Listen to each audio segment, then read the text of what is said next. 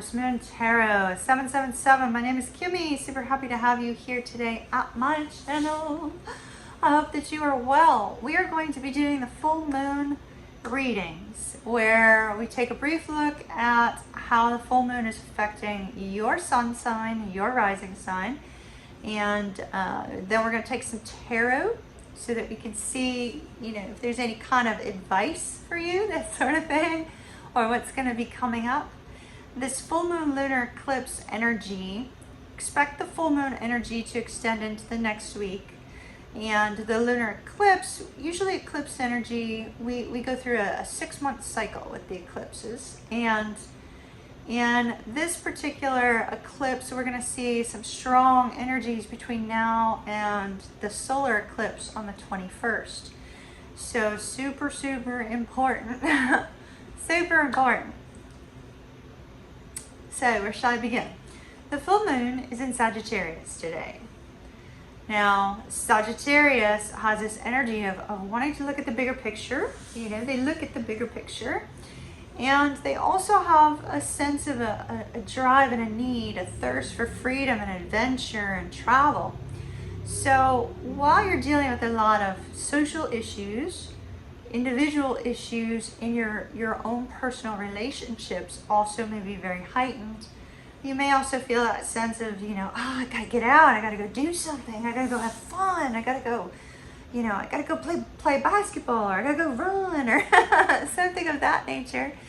And so that particular energy is gonna cause a little bit of an internal angst for you if you're suddenly wanting to go on a road trip because we have all these COVID restrictions, or if you're wanting to travel overseas, definitely not going to be happening in the near future. So you're going to be feeling that sense of frustration associated with that as well. Now, when a full moon occurs in the month, our emotions are very heightened, and the energy has come to this boiling point where we have no other choice but to face the things that we've been trying to avoid. Add the lunar eclipse, which is specifically designed for you to do just that, for you to face the things that you couldn't take care of yourself. It's like the universe swoops in and goes, all right, enough is enough, time for you to deal with this. And so sometimes that eclipse is for course correction. Sometimes that eclipse is to move you in a new direction, to teach you a life lesson, to help you see the lessons you learned in the previous eclipse cycle, that sort of thing. So it's really important for you to go with the flow over this period. Go with the flow. Try not to be triggered by others. Do your best to maintain composure. Try to avoid confrontation, that sort of thing. So this particular full moon, like I said, it's in Sagittarius. And so we have this new cycle, the Sagittarius Gemini eclipse cycle.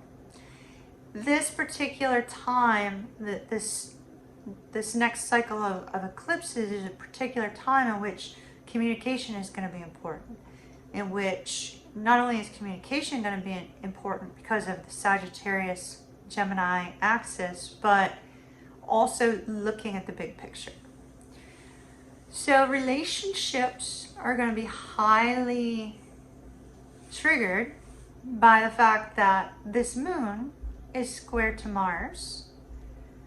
It's opposite to Venus. So think Mars and Venus are two entirely different energies. When we think of Mars, we think of strife and difficulty and angst. It's really drive and ambition as well, but we have that kind of energy there. And then we think of Venus, we think of love, we think of all the there's love and hate, right? It's kind of like the two dichotomies. And so you look at those two opposing forces, and we see that Venus is also square to Mars. And then when we factor in the sun's, relation to all three, we have this tremendous kamikaze cocktail of strife in relationships, where only the strong are going to prevail. Those that have been struggling are going to be forced to face issues, and they could turn to hostility and hate. There could be a lot of breakups as well.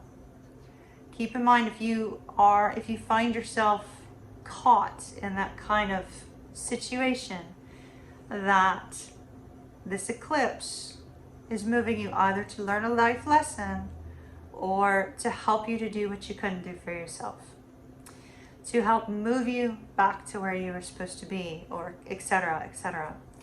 So this particular moon, however, the full moon, for singles, single as a Pringle. Those of you that are singles, the full moon could bring about a sexy rendezvous for you. So that could be just simply, you know, sexy chat with your favorite someone over the airways, or it could be finding a way to be able to enjoy free physical expression with one another. And so it's very, very good energy for you. However, some of you, those of you that do not have somebody that you're connected with strongly, may find yourself lowering your standards in order to have physical closeness, in order not to feel that sense of loneliness. So if you're currently not attached, just be aware of that energy to lower, you know, that you might be lowering your standards, okay? Well, I think that's about it. Full moon energy can be very overwhelming to some. I've already heard of a lot of things happening, and it all seemed to start soon after the moon got full. Now those energies, the energy of this full moon started, you know, in the past week, and is also moving forward into the next week. Lunar eclipse, like I said, strong energy over the next 2 weeks between now and the solar eclipse. So super important for you to do your best. Go with the flow. Try not to engage in confrontation, and try to avoid people that trigger you. Like, just don't do it. Don't do it. Avoid it. Avoid it. You know, now would be the time to set your firm boundaries. All right, everyone. Love and light to you. I'll see you again soon. Bye. Tomorrow, I will be recording some tarot readings for each sign.